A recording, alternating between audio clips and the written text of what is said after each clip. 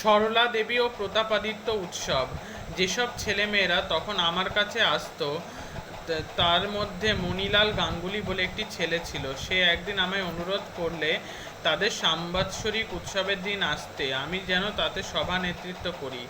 আমি একটু ভেবে তাকে বললুম, আচ্ছা, তোমাদের সবার সভানেতৃত্ব করতে যাব।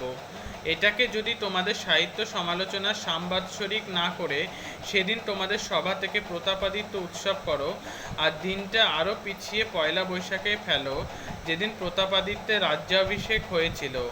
সবাই কোনো বক্তৃতাদি রেখো না, সমস্ত কলকাতা ঘুরে খুঁজে বের করো কোথায় কোন বাঙালি ছেলে কুস্তি জানে, তলোয়ার খেলতে পারে, বক্সিং করে, লাঠি চালায়।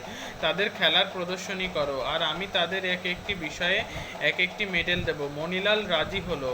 তলোয়ার খেলা দেখানোর জন্য তাদের পাড়ার বাঙালি হয়ে যাওয়া রাজপুত ছেলে হরদয়ালকে জোগাড় করলে। কুস্তির জন্য মসজিদ বাড়ির গুহদের ছেলেরা এলো। বক্সিংয়ের জন্য ভূপেন বসুর ভাইপো শৈলেন বসু দলবল এবং লাঠির জন্য দু চারজন লোক কোথা হতে সংগ্রহ হলো। আমি যেভাবে বলেছিলাম সেইভাবেই সভার কার্যক্রম পরিচালিত হলো।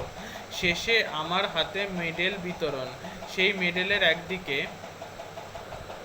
খোদা ছিল দেবা দুর্বলর ভার্তকা।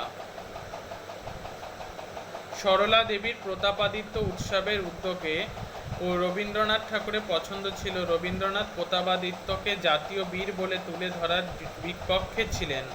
উদ্ধৃতি অংশটি সরলা দেবী চৌধুরানীর জীবনের ঝরাপাতা গ্রন্থ থেকে নেওয়া হয়েছে, মূল বানান অপরিবর্তিত।